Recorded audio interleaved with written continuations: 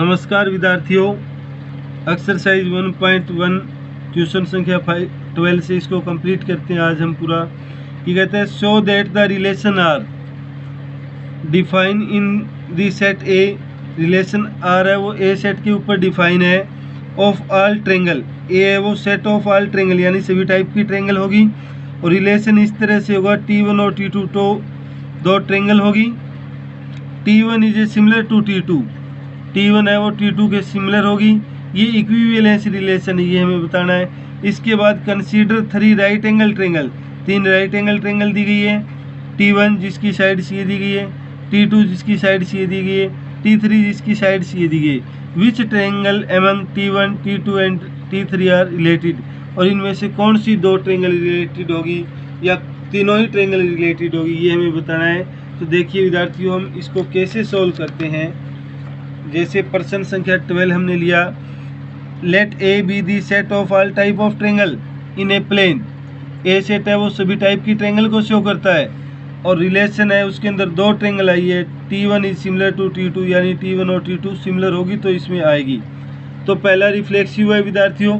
Reflexive आपको पता ही है, कोई ट्रेंगल है वो खुद के सिमिलर ही होती है। तो ये हमने बताया, since every triangle is similar to itself, तो T और T दो ट्रेंगल सेम ही होगी जो बिलोंग करेगी रिलेशन के अंदर। फॉर ऑल, सभी ट्रेंगल T की सभी ट्रेंगल जो ए में बिलोंग करती है वो खुद के साथ सिमिलर होगी। तो ये आर आपका रिफ्लेक्सिव होगा। इसके बाद सिमेट्रिक में दो ट्रेंगल हम रिलेशन में से लेते हैं। ये ऑर्डर पे रिलेशन में से लिया, इसका मतलब T1 एंड T2 है वो सिमिलर है।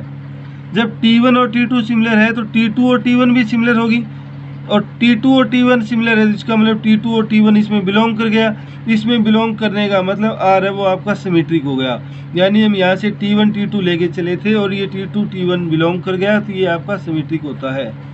इसके बाद विद्यार्थियों ट्रांजिटिव के अंदर दो ऑर्डर पे लिया। ये दो ट्रेंगल ली T1 T2 और T2 T3 ट्रेंगल ली रिलेशन में से। ये सभी सेट ए में से होगी T1 T2 T3।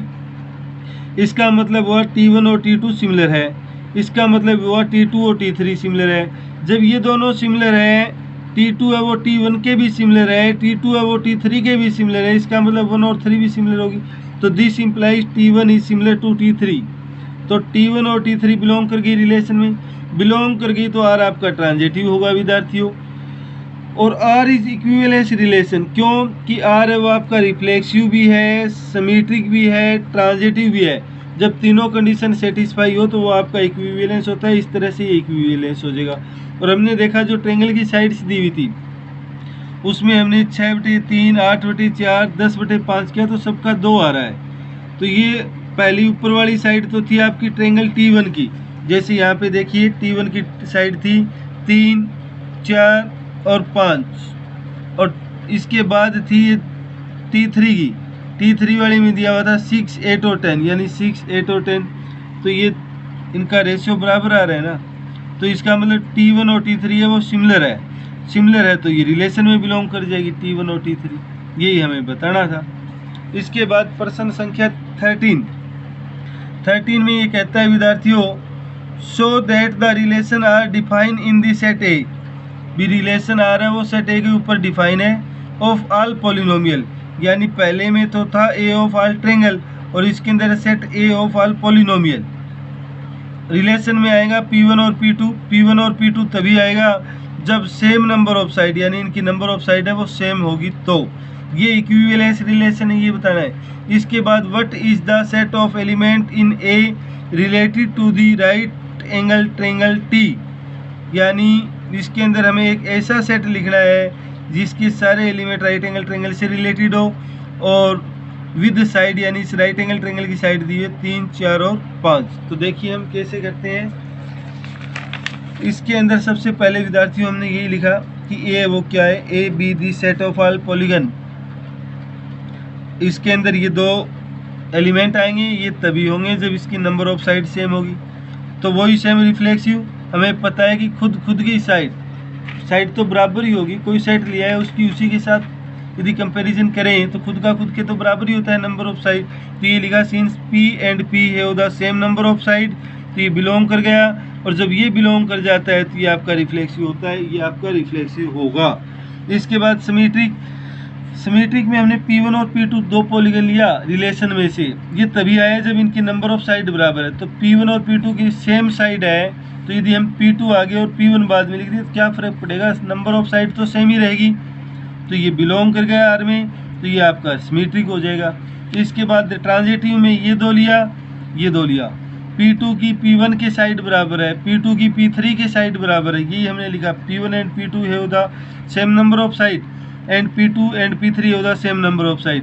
तो यहाँ पे P3 और P1 की भी नंबर ऑफ साइड है वो सेम होगी, तो ये बिलोंग कर गया रिलेशन में बिलोंग कर गया। तो ये ट्रांजिटिव होगा जब ये आपका रिफ्लेक्सिव है, सिमेट्रिक है, ट्रांजिटिव है, तो विद्यार्थी ये इक्विवेलेंस रिलेशन होगा।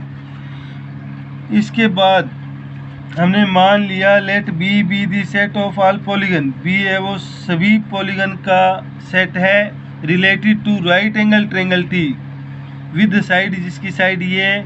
देयरफॉर सेट बी में क्या होगा, contain all polygon with the 3 sides, यानी बी के अंदर वो सारे पॉलीगन आ जाएंगे जिसकी साइड से 3 होगी। तो ये हमने लिखा बी सेट है सच दैट पी कोई एलिमेंट होगा, P T belong to R, और ये दोनों रिलेशन में से बिलोंग करेंगे where P is a polygon of 3 side, P है वो 3 साइड्स के पॉलीगन को शो करता है विद्यार्थियों। तो ये आपका सेट बी आ गया जो हमें पूछा गया था, रेट ऐसा सेट लिखिए जिसके एलिमेंट इससे रिलेटेड हो, तो ये आपका आ गया। क्योंकि ये राइट एंगल ट्रायंगल है, नंबर ऑफ साइड सेम करनी थी, तो हमने एक बी सेट मान लिया जिसकी बी सेट में क्या होगा, कंटेन ऑल पॉलीगन, वो सारे पॉलीगन आ जाएंगे जिसमें 3 साइड होगी। तो यही तो हमने बताया है ना। प्रश्न संख्या 14 में क्या दिया हुआ है विद्यार्थियों, ये कहते हैं let L be the set of all line, L है वो सभी लाइन्स को शो करता है एक प्लेन एक्स वाई में। R be the relation in L define as, relation इस तरह से डिफाइन है कि 2 लाइनें आएगी वो तभी होगी जब वो पैरेलल होगी।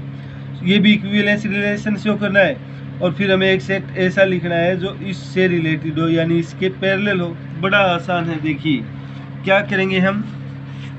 सबसे पहले हमने ये लिखा let A be the set of all line X Y plane, पहले में ट्रायंगल था, दूसरे में पॉलीगन था, इसमें लाइन है। रिलेशन में 2 लाइन आएगी जब वो पैरेलल होगी। रिफ्लेक्सिव तो है ही है, क्योंकि कोई लाइन खुद के पैरेलल होती है। तो हमने ये लिखा है विद्यार्थियों, since every lines L is parallel to itself therefore L L belong to R, तो ये आपका रिफ्लेक्सिव होगा। सिमेट्रिक में 2 लाइन ली, वो दोनों पैरेलल है, अरे कोई पहले लिख दो या बाद में लिख दो, क्या फ़र्क पड़ेगा। L1 is parallel to L2, तो L2 is parallel to L1, तो ये भी आपका बिलोंग कर गया। ये बिलोंग कर गया तो आर है वो सिमेट्रिक होगा। ट्रांजिटिव 2 ऑर्डर पेयर लिया हमने, ये लाइन इसके पैरेलल है, L1 L2 के पैरेलल है, L2 L3 के पैरेलल है। जब L1 L2 के पैरेलल है, L2 L3 के पैरेलल है, तो सीधी सी बात है L1 और L3 पैरेलल होगी। यही हमने लिखा, पैरेलल है तो इसमें रिलेशन में बिलोंग करेगी। आर वो आपका ट्रांजिटिव हो जाएगा। आर ट्रांजिटिव होते ही hence R is equivalence relation. और अब हमें सेट बी लिखना है जिसकी लाइन्स इसके पैरेलल हो। तो हमने लिखा let B B the set of line related to the line. तो बी में क्या है, ये एल लाइन को शो कर रहा है such that L is a line parallel to, जो इसके पैरेलल होगी। तो हमने क्या लिखा, L such that L is a line where equation is, जिसकी इक्वेशन क्या होगी, अरे पैरेलल तब होता है जब हमारी ये कंडीशन हो A1/A2 B1/B2 not equal to C1/C2, यानी तीसरा पॉइंट अलग होना चाहिए। तो हमने ये 2 पॉइंट तो सेम लिए विद्यार्थियों, और 4 की जगह हमने K ले लिया, where K beings any real number. K है वो कोई भी रियल नंबर हो सकता है अदर देन 4 लिखना चाहो तो यहाँ लिख दो अदर देन 4। ऐसे आपका प्रश्न संख्या 14 कंप्लीट होता है।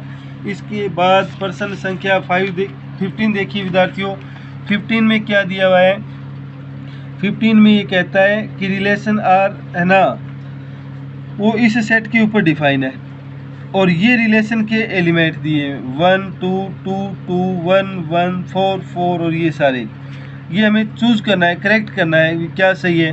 तो हमने देखा 1 1 के साथ है, 2 2 के साथ है, 3 3 के साथ है, 4 4 के साथ है। तो ये रिफ्लेक्सिव तो हो गया। रिफ्लेक्सिव में हम खुद के साथ देखते हैं। 1 2 है और इसका उल्टा 2 1 नहीं है, तो ये आपका कोमोटेटिव, ये सिमेट्रिक नहीं होगा विद्यार्थियों। ट्रांजिटिव 1 2 है, 2 1 है, तो इसको छोड़ते हुए 1 2 आ गया और 2 किसी के साथ है नहीं, और 3 3 और 3 2 है, तो इसको छोड़ते हुए 3 2 आ गया, और 1 3 और ये छोड़ें तो 1 3 आ गया। यानी सीधी सी बात है विद्यार्थी, ये ट्रांजिटिव भी है, तो R is reflexive and transitive but not symmetric, ये सिमेट्रिक नहीं, ये ऑप्शन इसका सही होगा। और डी के अंदर क्या दिया हुआ है, R with the relation natural number पर, और ये रिलेशन इस तरह से दिया हुआ है। करेक्ट आंसर चूज करना है, बी का मान 6 से बड़ा होगा, ए और बी, यहाँ पे भी 6 से छोटा है, ये नहीं होगा, और 6 से बड़े यहाँ तीनों ही है विद्यार्थियों। लेकिन हम नोट करें कि बी है वो, ए है वो बी से 2 बड़ा है, तो यहाँ पे आपका ए है वो बी से 2 बड़ा नहीं है, यहाँ पे ए है वो बी से 2 बड़ा नहीं है।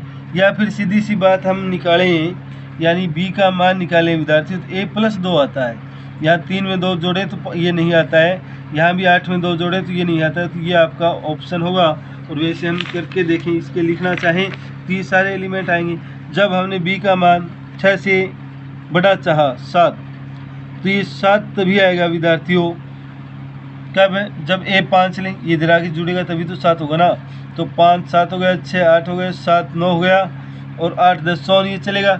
लेकिन यहाँ से हमने देखा 6 8 बिलोंग कर रहा है ना, जो ऑप्शन सी था, तो ऐसे ऑप्शन सी आपका होगा विद्यार्थियों। और इसके बाद हम अगला टॉपिक होगा टाइप ऑफ फंक्शन।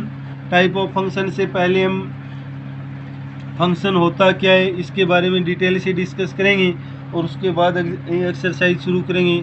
आज के लिए हम इतना ही करेंगे, धन्यवाद, जो आप फिर नोटबुक में पूरा करिएगा।